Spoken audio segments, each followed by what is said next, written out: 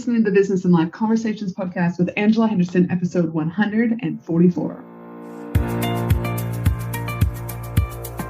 Hey there, you're listening to the Business and Life Conversations podcast. My name is Angela Henderson, and on this show, we talk about improving your business, life, or both by having amazing and rich conversations with brilliant guests who will inspire you and who will give you tips and tricks to help you grow both in life and in business. Well, hey there, and welcome back to another awesome episode of the Business and Life Conversations podcast. I'm your host, Ange, from Angela Henderson Consulting, where I'm an international award-winning business consultant and coach who has helped thousands of amazing women business owners to get all the pieces in place to have consistent 4- and 5-figure months and then on to 6- and 7-figure years without burning out in the process. Over on my Instagram account the other day, at Angela Henderson Consulting, I posted a meme that said, "Hey, Imposter syndrome, would you kindly fuck off? Sincerely, everyone." It's been one of my most active posts that I've done in a while. Within that post, I then went on to say this: if you ever question whether or not you deserve your small business success, you may be suffering from imposter syndrome. This is a real thing that impacts the growth and confidence of many small business owners.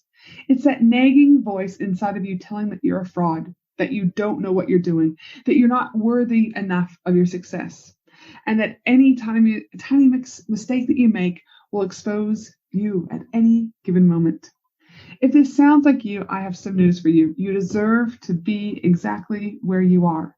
You deserve success. You wouldn't be here if you didn't put in the work, and your success indicates just how much you deserve everything you have. Let me repeat that. You wouldn't be here, my friend, if you didn't put in the work, and your success indicates how much you deserve everything you have. Let that sit for a moment. You deserve everything you have. Let me go on to say also that it's safe to have everything you have. But because imposter syndrome is something that impacts each of us at some stage in our lives or at multiple times in our life, I decided to bring on the amazing Emma O'Brien. Emma has helped so many people from around the world who are pre- and post-6-figure females break through the doubt that slows their growth. I mean, that's it. How often does imposter syndrome stop our growth? She combines subconscious transformation with mindset and strengths coaching, and this is the mission, her mission, to help women entrepreneurs step out of doubt and into their next level.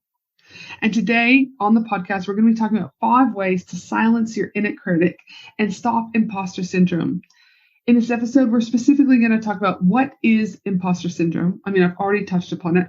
We're also going to talk about what are the biggest issues that imposter syndrome creates for business owners, and how is that showing up every single day. We also talk about why is it so common amongst entrepreneurs. I mean, I pretty much know. Actually, I don't know a single entrepreneur who doesn't have imposter syndrome or has had it at some stage. We're also going to talk about, what is her real opinion and thoughts about what is the real key to overcoming it. And then she's also going to give us 5 simple tips that we can start taking right now to stop imposter syndrome in its tracks. It's going to be an awesome episode, a very important episode, because imposter syndrome, like I said, impacts all of us. You need to learn how to nip it in the ass. But before we jump on to this amazing episode, I'd like to let you know that this episode is sponsored by my 12-month group of business coaching accelerator program, Profit Pillars.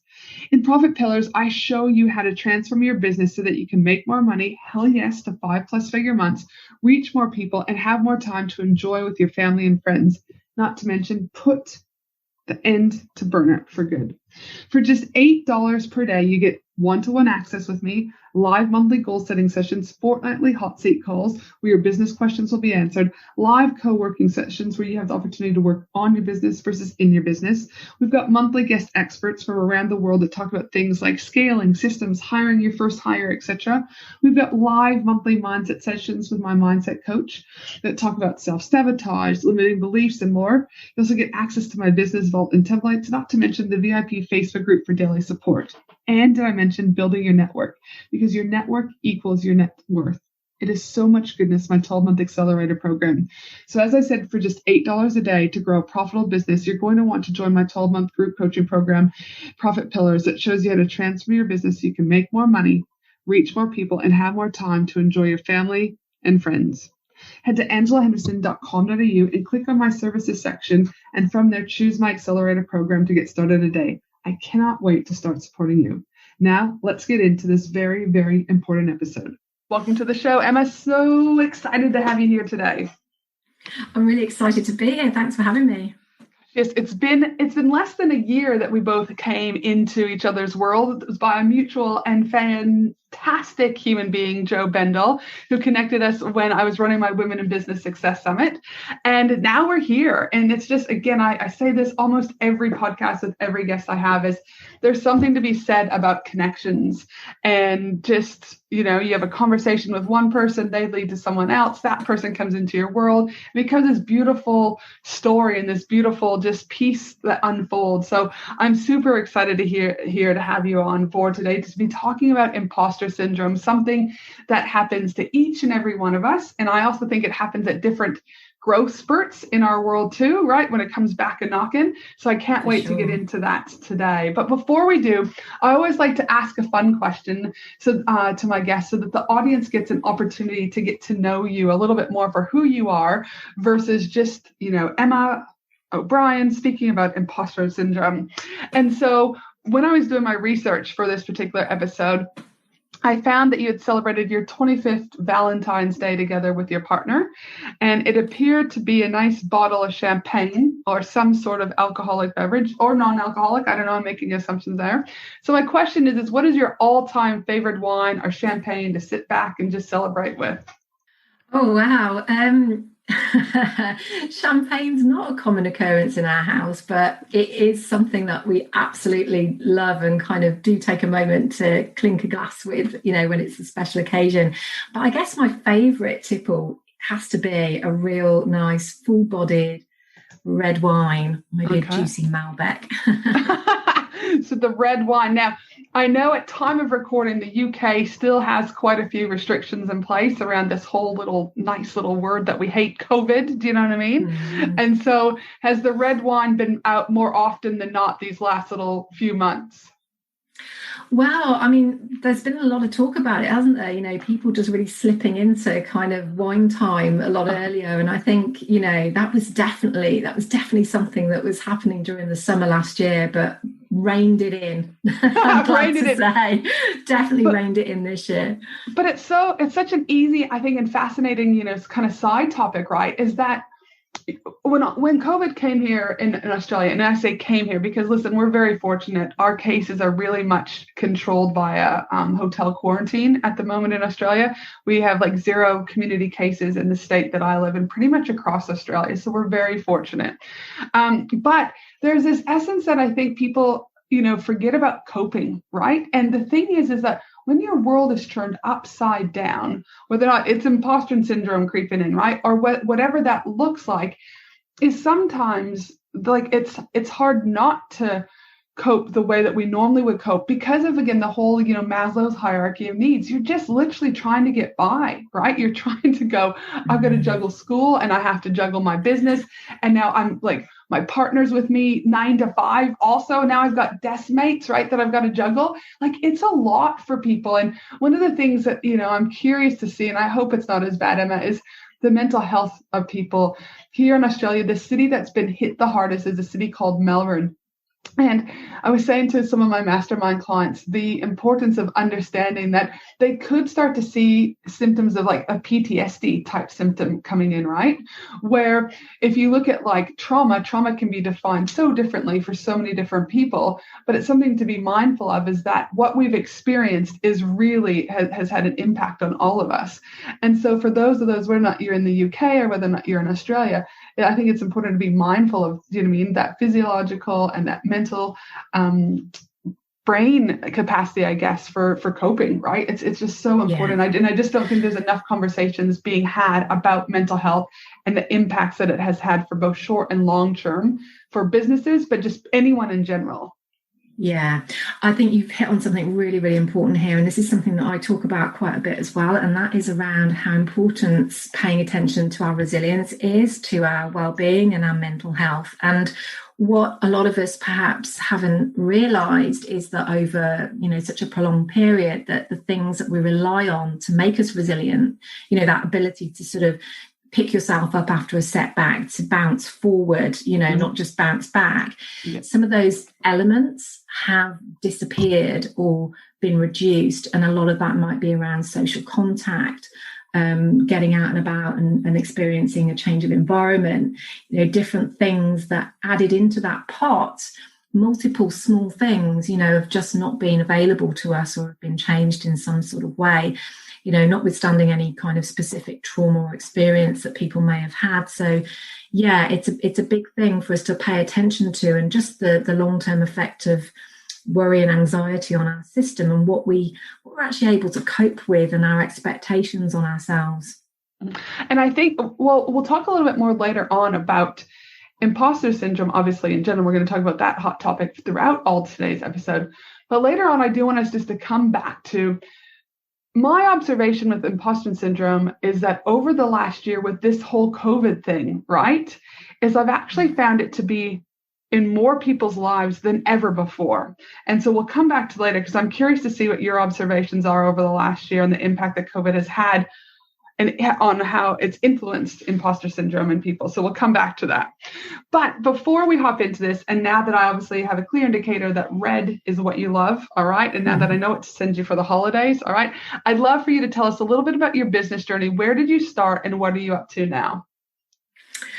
Oh, so my business journey really started, I guess, the moment I decided the corporate life wasn't for me anymore. And when I went back after having my son, back to work after my son, I decided that I was going to work part-time in order to grow a business on the side. And I didn't know what that was going to be, but I knew it was going to be about helping women in particular to feel more confident in themselves and to just feel better about juggling everything they had going in their life. And that was really what I started off doing, just kind of finding my way and building up my kind of coaching expertise and experience and building around that. And then when I realized that coaching couldn't always reach the parts that were necessary for really thorough transformation, for helping people get unstuck quickly. And I retrained in rapid transformation therapy, which is a fantastic therapy for really helping people transform at the subconscious level, because that's where everything goes on, right? That's 100%. The subconscious is responsible for 95%, maybe even more, of our daily actions, our decisions, our behaviors. And that's only because our brain's so efficient. We can't relearn how to do everything every day. So it's out of efficiency that it works in that way. However, when it comes to changing stuff that you really need to change in your life, then that's where the change really needs to be taking place. So I trained in RTT because it's so amazing at helping people overcome all sorts of issues. And that opened up a world of possibility for me. And so I began to really see that because of the results I could get for people, that it was really going to be the thing that would enable me to actually step out of the corporate world for good and have a sustainable business. And I started seeing clients for all sorts of things, that it was weight or drinking, depression, anxiety, or whether it was more around sort of performance issues, public speaking and things like that. And I love the variety. But when I really thought about it, the clients that I loved working with the most are the driven, people on a mission, really wanting to do something with their life and their business, but they're being held back by something, doubt, fears, limiting beliefs. And so that's really where, when I decided that that's what I wanted to help people with. The more time I spent in the entrepreneurial world, the more I started to see imposter syndrome popping up everywhere. Like literally, when I started to inquire about, what are the biggest mindset challenges that you're facing, what's really holding you back, it was all of these doubts and lack of confidence, doubting in your ability and your intelligence and capability and competence that was coming through loud and clear. And this was affecting people at all levels as well. And I was really curious about it because it resonated so much with me. I'd had so much personal experience of it in the corporate world that I knew the steps that I could help people with. And so that's what became, a big area of focus for me. So now I specialize in working with entrepreneurs and business owners on imposter syndrome and the forms of doubt and limiting beliefs that hold them back from whatever their next level of success is for them. And and I do that through a membership, through one-to-one work, through a group program. So all sorts of ways, really.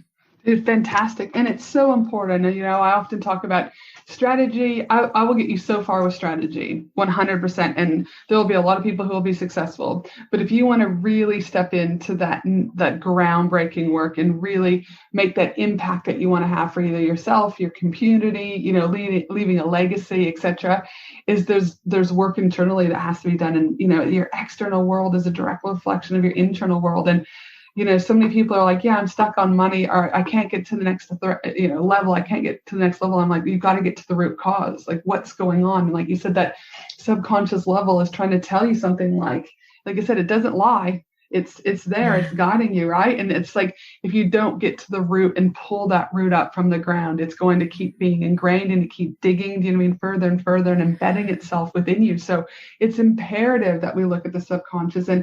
But yet so many, as a business consultant, I believe it's my role to make sure that I cover these things. And so though I can pick up on mindset and I can do that, I bring in a mindset coach specifically for my programs. Because it's like, I then can do this part, they can do that work, and we can complement each other.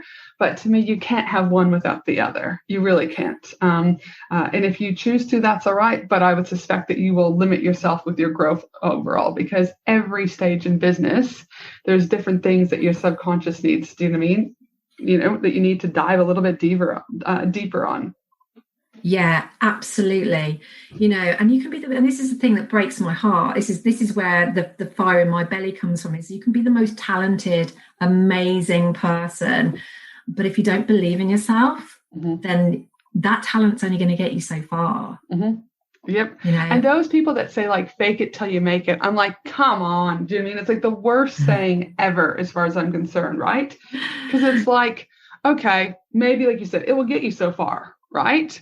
But again, you can't fake it. You have to look at yourself in the mirror and start to work out what's ticking, what isn't ticking, and how again do we get to that root, right? So, if you're just a listener out there today who's just in the beginning stages of business, but equally if you're a listener out there and you've been in business for 5 to 10 years or so forth, right?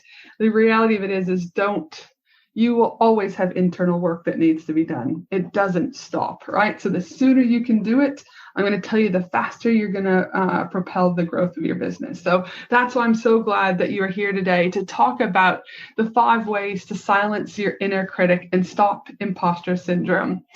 For me, though, I'm curious, before we really jump into it, Emma, I'm curious to know how, like, you've talked a little bit about it, but how did you like, was there a particular moment? Was there a particular theme? Was there a particular person maybe that you were like 360, this is what I'm specializing in. I'm specializing in helping, entrepreneurs overcome their debts, specifically for imposter syndrome. Like, was there anything in particular, or was it just like a hunch, or what was it?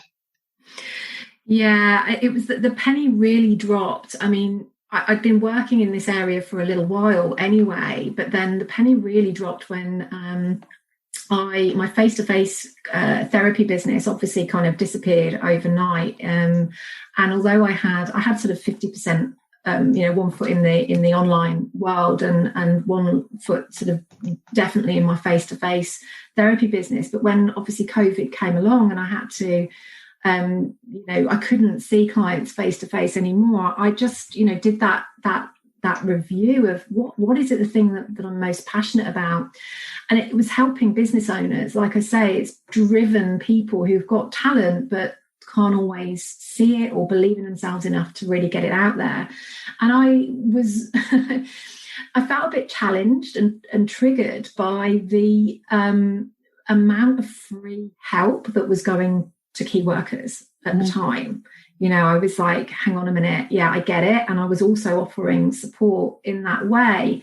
However, I was just seeing the uncertainty rippling through the communities of small business owners. And I thought, where's the help for these guys? What's going on here? So I created this pop-up community for a mindset support for business owners, just a free group. And it was in that group where I was working, I was going live every day. I was giving tips, really kind of helping people to get motivated, keep going and that sort of thing, that, this issue of imposter syndrome was just so apparent. And I created my program for those people. And, it kind of just mushroomed from there. And the more I've done guest expert slots with with business coaching groups and talked about it more generally, the more people are putting their hands up. And it's a great thing because people weren't talking about it, and they were feeling it and experiencing it, but thinking they were the only one. When actually it's everyone.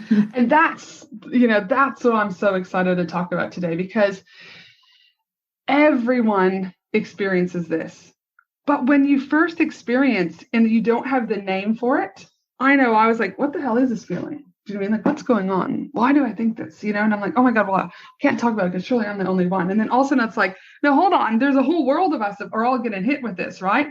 So today, when you listen to this, and if imposter syndrome is kind of a new word for you, or even again, you've heard about it before, it's going to be really important to just, like, a few pennies might drop for you, because you might go, actually, there's a name to this, or actually, yes, I totally resonate with this. And that's why it's similar to talking about mental health, in my opinion, Emma.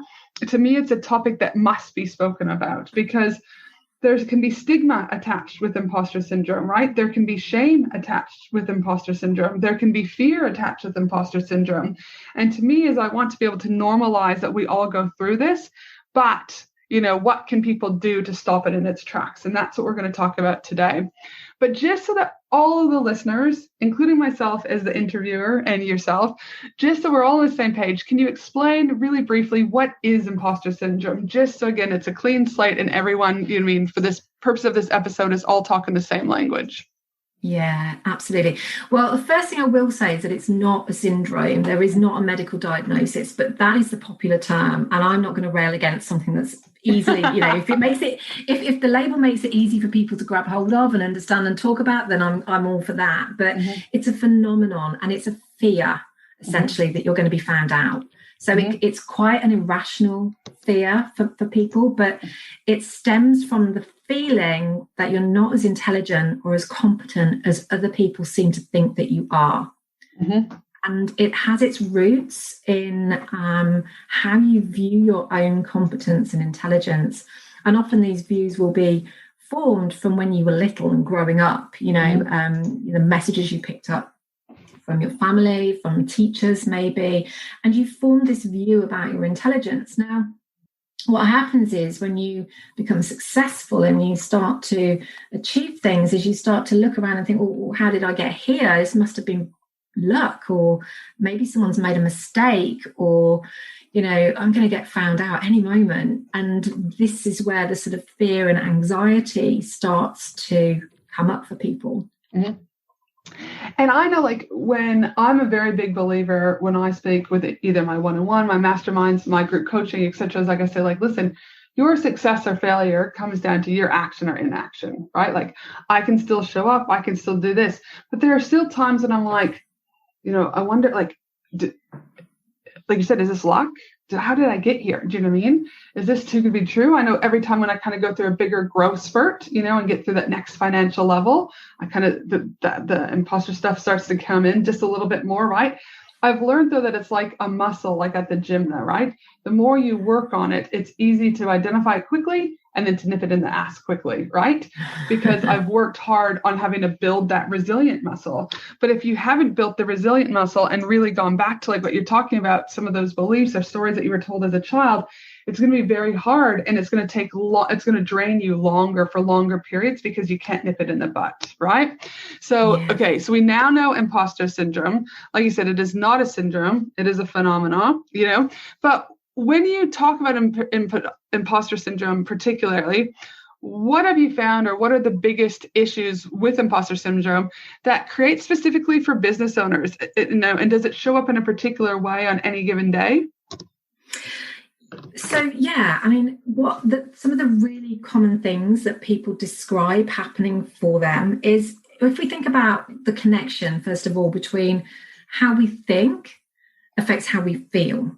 Mm-hmm. And that affects the action that we take and the outcomes that we experience, the results we get. So when you are thinking thoughts of, who am I to do this? I don't belong here. I'm going to be found out. And that becomes worry and fear. What's the action that you take? Well, quite often it's inaction, or it's overdrive. It's going the other way, because it's our response to this fear, this intense fear that we're going to get found out. So it stops people from doing things like posting on social media. It means that people discount the importance of what they do, and therefore that comes out often in pricing. It often people don't even spot opportunities, because they just automatically, if you're operating from I'm not good enough space, then, when there's somebody asking you if you want to be on a podcast or broadcasting, I need some guest experts to come and join me, you're just not even thinking that they're talking to you, or that they might be talking to you. So it happens in terms of, opportunities. It may happen in terms of awards and recognition. You don't take it in. And all of these things are not great for business. Yeah, no, not at all. And so much of what we need to be doing as entrepreneurs, the action that we take every day is actually fear-inducing. It's likely to trigger these feelings, because it does involve putting yourself out there. It does involve the risk of being judged and rejected as far as our brains are concerned. It involves all of that stuff all of the time, and that's the work, is getting okay with that. But so you've got inaction at one end of the spectrum, and not doing things, not spotting things, and then at the other end of the spectrum you've got overwork, you've got over preparing, trying to make everything perfect, putting more hours, more effort and energy into things in the hope that it's good enough, that you don't get found out, that you do stack up to others. And so that's, I see that, and that obviously can lead to burnout and, ingrained habits around overworking. And to kind of elaborate a little bit more on that, I mean, you've talked a little bit about, why, what it looks like, what are the biggest issues that it creates. But in your experience, because you've worked with a variety of people in different sectors, and now specifically that business kind of sector, I'm curious to know, what are your thoughts about why is it so common specifically with entrepreneurs? I mean, like I said, it happens in corporate, and it does happen across, all people at some stage. But why specifically the cohort of entrepreneurs? Yeah, I think much about the conditions that entrepreneurs are working in makes it more challenging. So this tends to affect people who have high standards, who are achievers.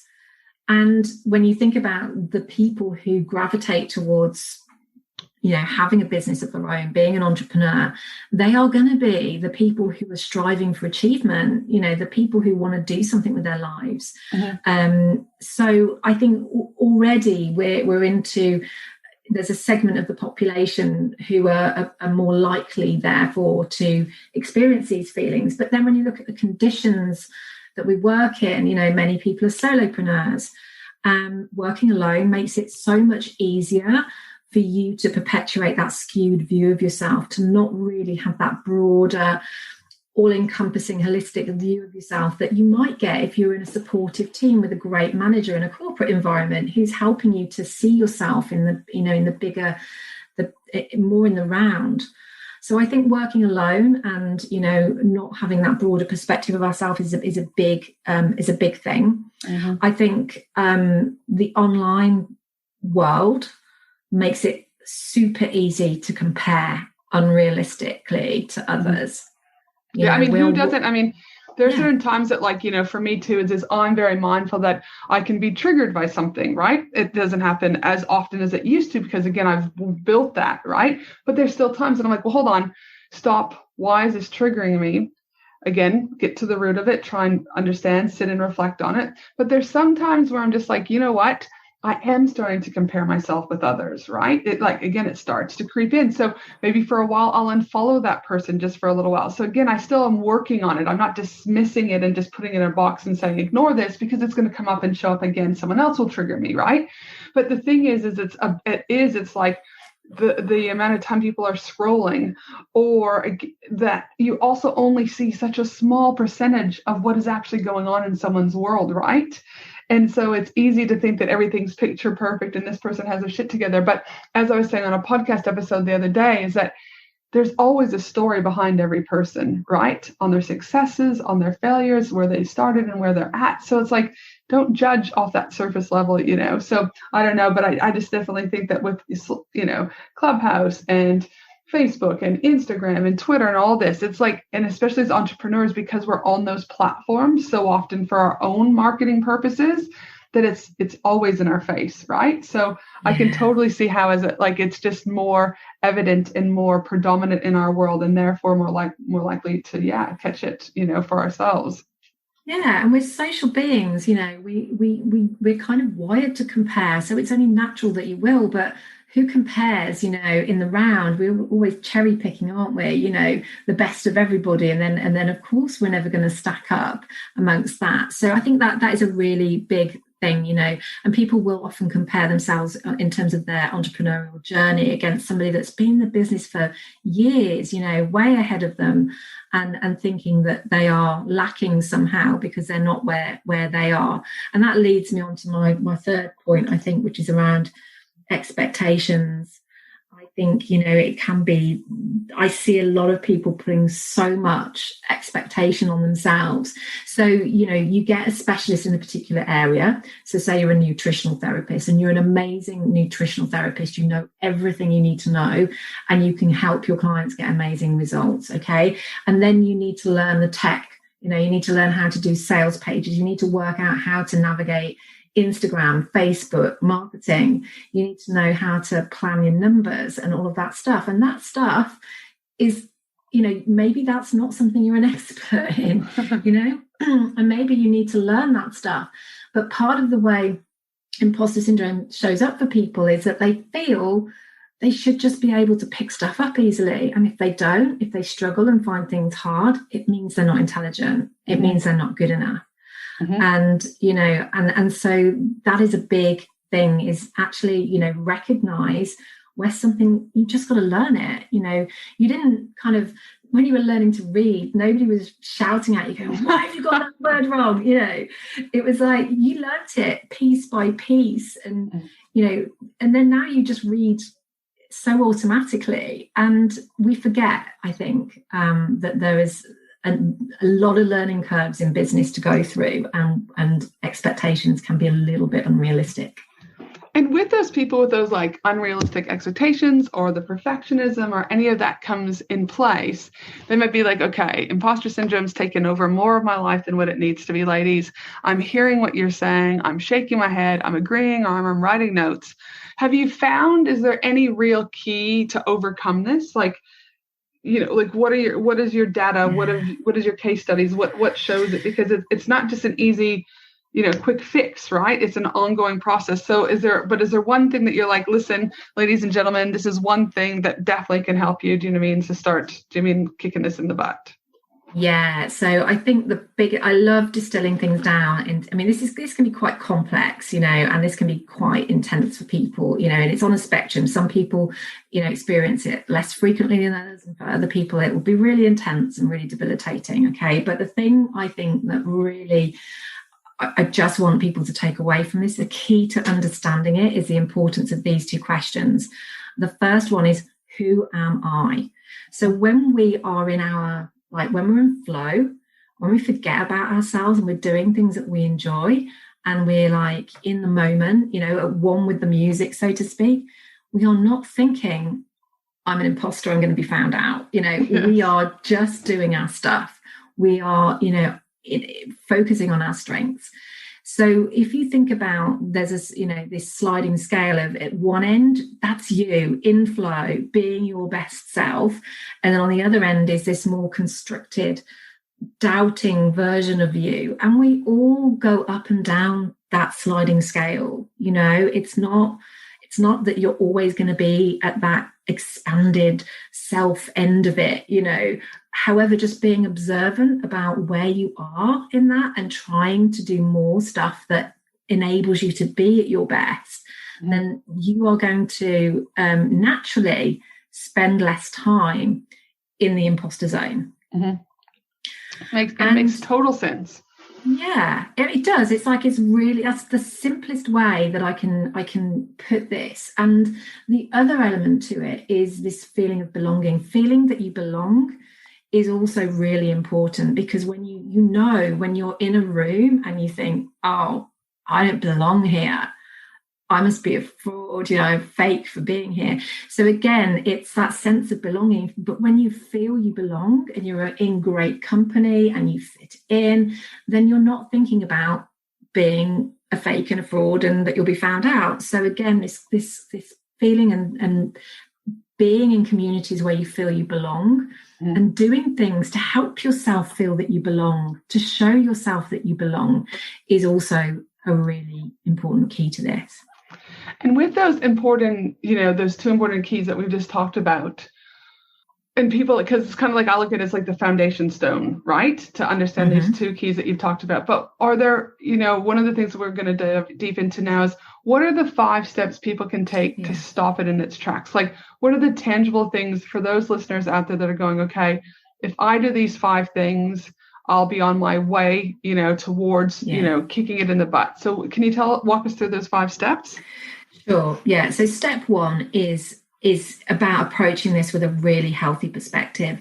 So we get trapped in our thinking sometimes, and you can get trapped in this imposter thinking really easily. But if you rise above it, you can get dominion over your thoughts, and they don't trap you so much. So if you, you come from this perspective of, look, I'm feeling this way because I must be onto something that's important.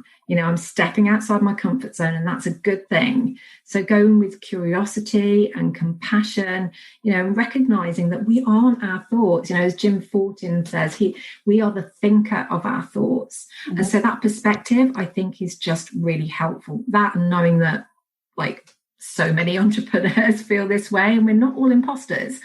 So that's definitely step 1, perspective. And step 2 is really around self-discovery. So self-discovery always comes before self-development. Understanding yourself more deeply holds the key to liberating you from all manner of doubt and helping you kind of pick yourself up and keep going when it shows up. So as I've said before, step 2 is definitely got to be working on those beliefs, whether that's getting help to do it or, recognizing some of the things for yourself and doing it. It's always worth it. If there's something that's really repeating over and over again, getting help with it is so important, because if it's at the subconscious level, if it's, a deeply held belief that you have that ultimately is holding you back, then you're going to be working very hard against that. And so getting help with that is really important and really key. Because that changes that instinctive programming that we have, and it helps you release those beliefs that you picked up about yourself and your intelligence. Maybe that when your teacher diminished you and called you a monkey for being rubbish at maths, as my teacher did once, that may have had more of an impact than you realize, because the conclusions you form and the beliefs you form when you're very young, they are often down to those interactions. You form your opinion of yourself that you live by as an adult from some of those almost minor traumas that you've experienced in life, not just the big stuff. So really kind of overcoming those and telling yourself a different stories is very important. So the belief. I also think, self-discovery, I think, is something that because predominantly I work with women, 99% of the people I work with is women. I do work with men, but it's it's rare that I work with men, and it has to be that, again, I can help them regardless if you're a man or a woman. But my thing that I found is that with women in particular, is they don't allow themselves the moment really to like just be in it. They don't allow themselves that self-discovery. They don't allow themselves the space, right? Because, if you're a mom, if you're juggling things, our time is limited, right? But the sooner, in my opinion, that you can allow yourself to have that self-discovery is, that's where healing comes from. And as I had posted on my Instagram page one day about they talk about let that shit go. So it could be easy for someone to say let that shit go about imposter syndrome, but I'm no, be with that shit, deal with that shit, heal with that shit, right? And then when you're ready, let that shit go, right? It's these things that people tell us, just let it go. No, man, you have to address it, right? So I love that you brought up step 2 is the self-discovery, because if you allow yourself the space and the energy to actually unpack and discover it, change and growth is going to happen. But so often we don't allow that to happen. So I appreciate you bringing it up. So what is the kind of third step that you think is really vital for people to kind of have these breakthroughs with the imposter syndrome? Yeah, this is the essential piece, getting to know your strengths, because you have to get a new definition of who you are and what you're great at, and when you know that stuff, you can spend more time doing it. You can embrace all of yourself. You're going to spend more time in that your best self zone instead of the imposter zone. You'll be,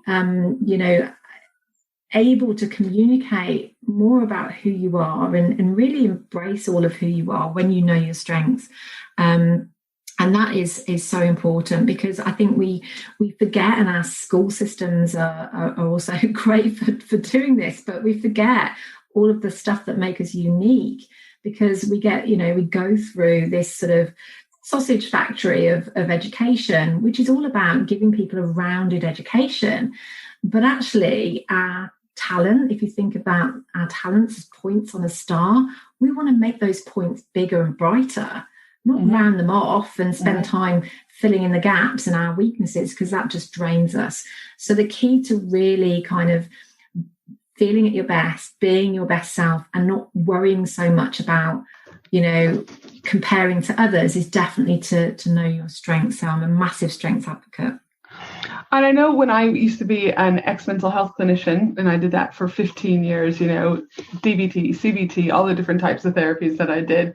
But strength training was one of the best. And there's this beautiful, I think it's St. John's Innovated cards here in Australia, and they have these beautiful, strength cards. And I remember a lot of group therapy that I would do is we would talk about, I'd lay the cards out and I would say, choose one card, right? And it was quite difficult for people to choose a card, right? They didn't want to own that space. And when we unpacked it a little bit more, they said, well, listen, I didn't want you to think that I was being conceited or that I was up myself or whatever, right? And people didn't want to own that. But understanding your strengths is such a benefit, because you can lean into it. And that's where you can look at what can I outsource, right, to other people where it isn't my strength. I just did the Enneagram just recently with this lady over in the United States, which was really great to, explore those 9 kind of key Enneagrams. I think it's 9 off the top of my head. And understanding more about what are my strengths, and am I staying true to those strengths, and am I adding it to my why? So I love that you're also addressing, understanding your strengths, because you can really lean into it and have significant growth from that. So I love it. Yeah. So imagine, as an adult, you get to redefine yourself against, as how you want. So learning about your strengths, taking an assessment. There's some great ones out there. I'm a Clifton Strengths advocate. And I'm trained in that, so I work with people, and it is life-changing for people to really know and understand their strengths. It's a bit like imagine the X-Men characters, when they start to realize that they've got some kind of superpower, but they don't really like to own it, and they feel a bit embarrassed, or they don't really know how to work with it, and they all sorts of hilarious or catastrophic consequences happen as a result of them not really knowing what to do with their own superpowers. But their journey is often that they learn to master it, and then they embrace who they are and they accept who they are, and that's the journey of exploring your strengths. No, love it. All right. So what is step number 4? Yeah. So if you've been experiencing fear, then you're likely to have some coping strategies that you've developed. So we talked about it already, avoidance and overworking. And both of them are traps that will keep you stuck in fear and this imposter syndrome. So you have to look at those habits. If you're overworking and over preparing, then you need to look at that and make some decisions, get conscious about it. How much effort and energy and time does this task deserve? Okay, right, that's what I'm going to give it. And you can start to monitor that and know with our healthy perspective that we talked about in step 1 that maybe this is just distorted thinking going on. So you get to turn yourself off autopilot. You get to choose how much you work, what each task deserves in terms of energy and time and effort. And if it's avoidance that's your go-to habit, then, think of it like a flight or freeze response that you're getting. It's just your body. This is trying to protect you ultimately. So go easy, just focus on the next step, the baby step. Maybe it's you break it down a little bit further. Maybe today you just make a decision on something. Maybe tomorrow you take it the next step of action. So it is about, spotting and adjusting and getting conscious and intentional about those habits. Again, getting intentional about that, right? And again, it goes down to the action or inaction you take. It's all well and good that you write a habit down, right? But if you don't do anything with it, if you're not intentional with it, it's still just going to be, nothing's going to change, right? You still have to take action. You still have to be proactive. You've got to own that change to happen.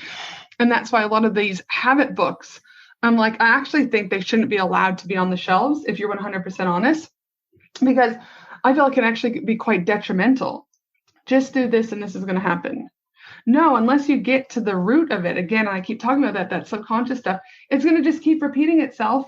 But then these books, and so all these people read these self-help books where I'm like, no, this is really bad. This is really can fuck with people's heads, right? But yet these books keep getting sold and sold and sold and sold, right? And so I do feel, and maybe it's because I'm in the entrepreneur space, maybe it's because I'm very big about mindset and subconscious and healing and all that, right? That maybe I see it more because I'm more open to it, right? But I'm very big about breaking down, some of these myths around this stuff, because it's like, you have to have intention. You have to work on yourself. Like all these things, it just doesn't happen overnight. So I'm glad that you brought that up, because I think it's super important what are your thoughts about that? The reason that is so important is because you can build more disbelief if you're not careful in yourself. So if you keep trying things and fail, then you think, well, this is not going to work for me. It's never going to work for me. It works for other people, not for me. Or, I've tried and failed. I'm somebody that doesn't succeed. And that goes in, that's what you believe about yourself. Whereas if you, make things, enable yourself to create some success. So like I say, these steps are all steps that you need to take and keep taking, not just pick one, they all work together. So when you're working on your belief, when you're working on your strengths, and you're also, working on those habits, when you start to think, right, okay, I'm going to stop avoiding something. I'm just going to take one step. You take that one baby step, you've created a little bit of success, and you've shown your brain that you're somebody that achieves things, and when you put your mind to it. So when you're intentional and you set very manageable pieces, you are creating that belief in yourself. You're showing yourself, and that builds confidence. And each baby step you take can help to build that belief bank account. And so I think that's a really important concept. So the more you sort of beat yourself up and don't succeed and those kind of things, think of that as a hefty withdrawal. I also think, though, that in this space, people also don't take the time to reflect on the successes or things they have done, right? We're very quick to go, this failed, this sucked, I didn't do this. But one of the things that I do with my own women that I work with is as I encourage them to, I've got a gratitude board, for example, and it's got 5 pegs, and every positive note that I get from people or whatever it goes, there's, hundreds of them on there, right? And if I'm imposter syndrome starts creeping in, self-doubt, I just literally look over my computer like I am right now and like, okay, yep, is that story of what I'm thinking validated? Nope, because the gratitude board is telling me something else. Or that success journal, I say, if you don't have a gratitude board, what is your success journal? Because what evidence do you have, right, that this isn't going to work? But I love the words you use, like the belief bank, right? The more of that bank that you build up, you're not going to have the evidence to prove your brain any different, right? So there's no part believing in that anymore because there's no evidence to show that. But again, it goes back to that self-discovery and creating that time and space, Emma, to be able to do this stuff, right? And that's the thing is, mindset work, people make it out being all, I think, all sexy, and all this. But the reality of it is it isn't necessarily sexy, right? Like, it's work for a reason that you have to end up doing. I think there's a quote that, again, I posted on my Instagram one day that says something like, personal growth is misleading because it sounds like it's going to be fun. But if we called it deliberately making yourself so uncomfortable, it will feel like you're dying. Nobody would do it and we'd be totally screwed, right? But it's like, it's not necessarily easy, right? As in, like, that's why people being able to access your membership or access your one-to-one or access your course is so important, because I think we can get so far in killing the imposter syndrome and working on our beliefs, but there's normally someone else that we're too close to it, that we need that guidance to kind of unpack it even more from a neutral perspective and a non-biased, non-emotional perspective, right? So I really love, though, that you've talked about those beliefs bank, because I think it's just imperative that you're building that bank up. Yeah, for sure. And then I really want to share step 5, because I think you'll love this. And I'm from seeing your kind of community. I think this is something that's really going to resonate with you. The step 5 is believing mirrors, right? This concept that Julia Cameron came up with in her book, The Artist's Way. And this is about connecting with people who can reflect back to you their belief in you. Mm-hmm. So sometimes, we can borrow belief from other people. So connecting with and keeping the company of people who you trust, who believe in you, who are able to reflect that back to you. You don't even need that many people. Maybe you just even need one person to believe in you. But so many more will if you let them and you open yourself up to it. It's hard to see our whole self, and being with other people who can do that for us, that can give us that bigger perspective. And again, though, but it's like, that's what I was just saying, though, that bigger perspective and that ability for us to just get out of what we've been telling ourselves and other people to not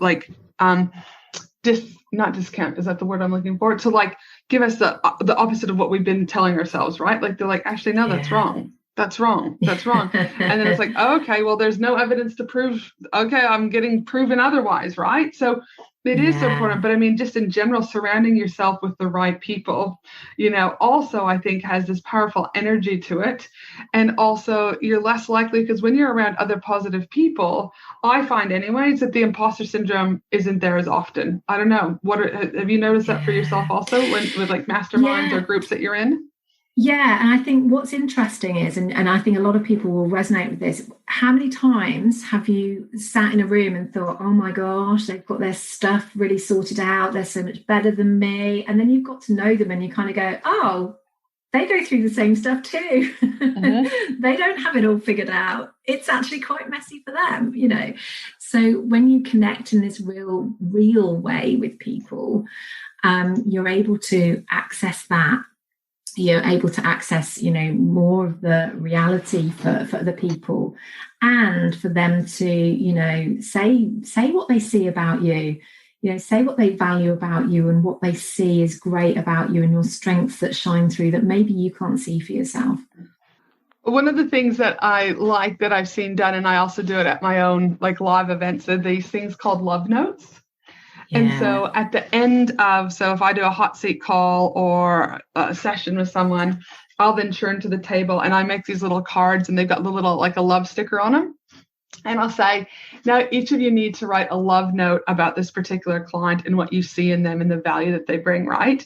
And they'll be like women just crying of these love notes, right? It's like there's something that shifts them. And so I love it. And I said to them, stick them on your computer, because that, again, how you're calling it, those belief banks, right?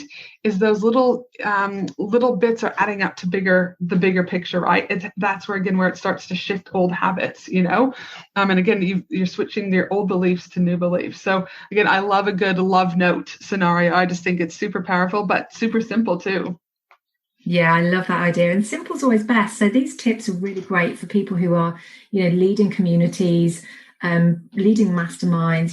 The more you can help people with that sense of who they are, the more you can help them feel like they belong, then the more, we're attending to those real deep needs that we have, and the less likely those imposter feelings are going to rear up and, hold people back. No, I love it. And so just to recap, those 5 steps that people can start to take to really squash the imposter syndrome.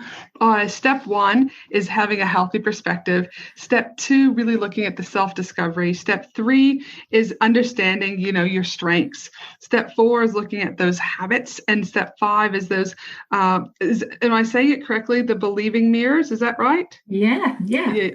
And so, again, these are all things that if any one of you are listening out there, and imposter syndrome is something you comes into your world quite regularly, start with this.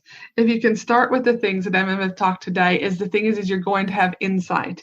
And in my opinion, is when you have insight, you then are more open to change, because you've actually named it and you can do something about it if you choose to, right?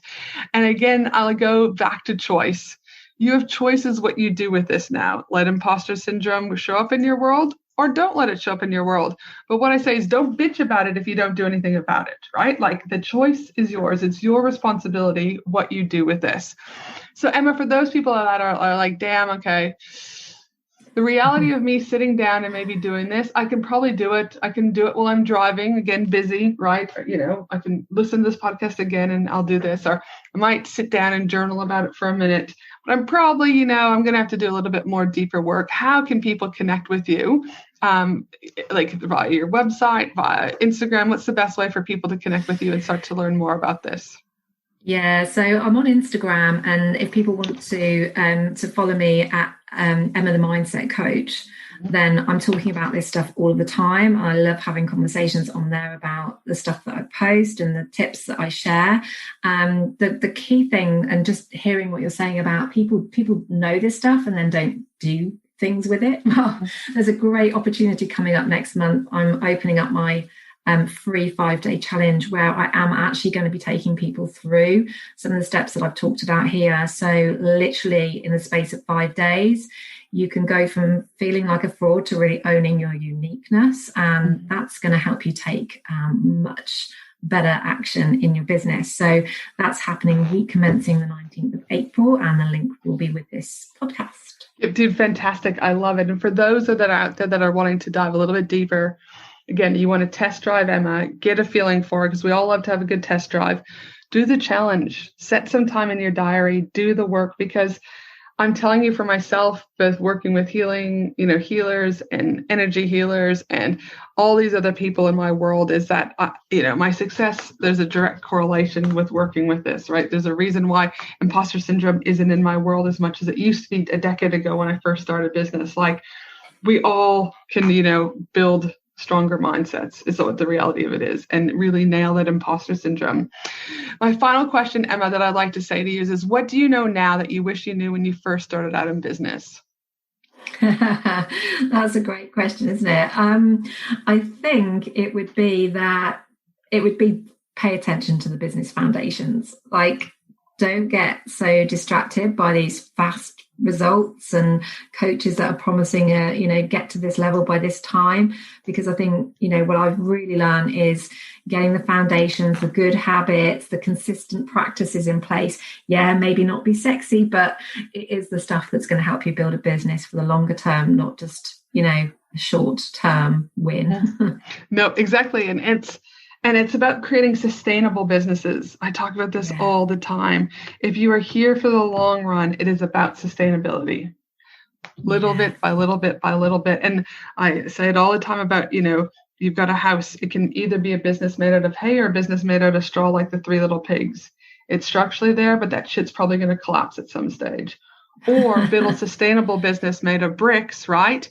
And little by little, it will start to grow and it will be more and more solid.